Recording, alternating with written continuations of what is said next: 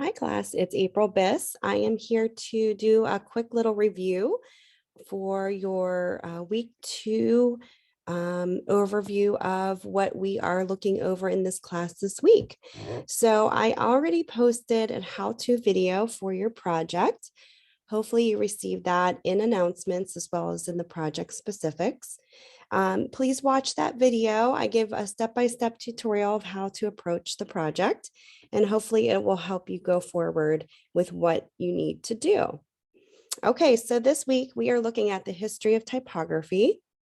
And my apologies, my voice is a little scratchy. I kind of lost my voice a couple days ago. So I'm going to try to get through this without coughing too much. But all right, so let's take a look at the history of typography. Again, this is in your reading materials. You can definitely go and reference this at any time. So, this goes way back. Typography goes way back to the most earliest known cave paintings.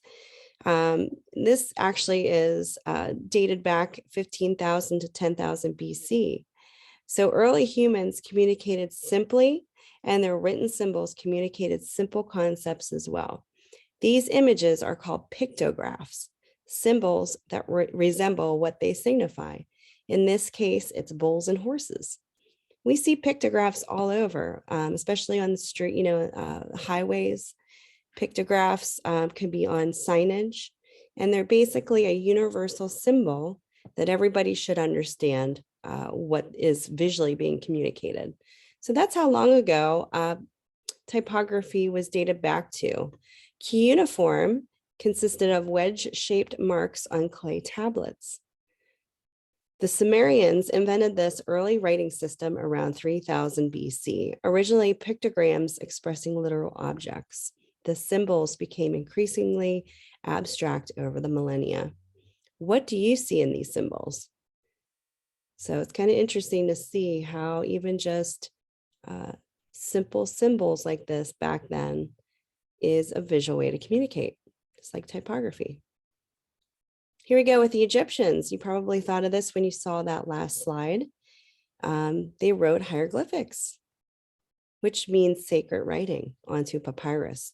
So these images are ideographs, graphic symbols that represent more abstract ideas. The symbols resemble birds, snakes, insects, and other recognizable objects, but depending on their context can mean different things. A duck, for example, might mean to keep watch. Ancient China gave us inks back in the 1200 BC era. He used to write on flattened bamboo sticks or silk. The first true paper made from wood pulp was invented in China in 105 AD.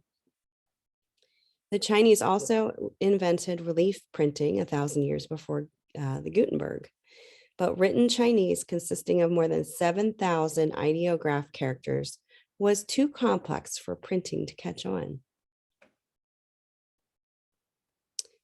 The Phoenicians in 1500 BC were the first civilization to use symbols that express the sounds made by speaking. The Greek alphabet, and hence all Western alphabets, derive themselves from the Phoenician alphabet. Do you notice anything familiar about the Phoenician symbols? Elf A and Beth B. Take a look at that. Kind of interesting. As we go forward here, the Greeks added more letters to the alphabet, notably the vowels. The Romans developed the Greek alphabet into the world's most widely used writing system today. Roman stonecutters created serifs, short finishing strokes at the end of the main strokes of the letters, following the brush-drawn letter forms painted on stone carving, before carving, During the 3rd century AD, medieval scribes wrote important books by hand. During this time, Roman Empire Constantine ordered 50 copies of the Bible sent to all the churches of Asia Minor. To save time, the scribes rounded letter form strokes and created a script called unicles. Emperor Charlemagne called for a standard writing style to help spread the small literate class in medieval France. The minuscule script letters were clear and legible. Carolinian scribes, I don't know if I'm saying that right, I apologize, developed the ampersand and the question mark. Blackletter, a heavy and highly ornate script, became popular in Europe from 1150 until the Renaissance. As opposed to Caroline script, blackletter script could be written more quickly and required less space. You might also know blackletter as Gothic script. We went over this, with the classifications of typography. Johann Gutenberg invented hand-set movable type in Germany in 1450 toward the beginning of the Renaissance. For the first time in history, books could be produced quickly and inexpensively. The great invention contributed to expanding literacy and growing knowledge throughout the world. Almost anyone, not just royalty, could own a book and learn to read. Gutenberg's first book was the 42-line Gutenberg Bible. His first typeface imitated the hand-drawn black letter script popular in Germany at that time. In handset type, the individual type pieces are selected from a type case and put into a composing stick. The type compositor places the letters upside down and fills the line from left to right. When finished, he adds a strip of lead and starts the next line above the first line.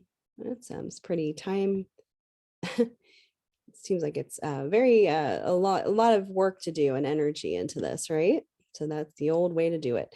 When the column of text is completed, it is locked up in a metal frame called a chase, inked and run on letterpress. After the job is run, the type is cleaned and redistributed into the type case. Setting up a single book took time, but once the page was set, hundreds and thousands of copies could be printed quickly. It's a very time-consuming process. It really kind of makes, I know about you, really makes me appreciate what we have today, right? Instant access there to typography. Okay, Alois Seinfelder invented lithograph in 1796. Lithography, sorry, a printing technique whereby the image and non-image areas are on the same surface. Based on the principle that grease and water don't mix, an artist writes on a perfectly smooth stone with a greasy pencil and then covers the stone with water, which is repelled from the pencil but attracted to the porous stone. Ink is applied to the stone and is repelled by the water, but sticks to the pencil marks. Paper is then applied and the ink transfers to the paper, forming an image. In 1886, Otmar Mergenthaler invented the linotype, the first machine for setting type using a keyboard. The keyboard operator strikes a key, dropping a matrix with a recessed letter form from the overhead magazine. The matrices are collected to form a line of type. Then molten lead is shot into the recesses to form a slug.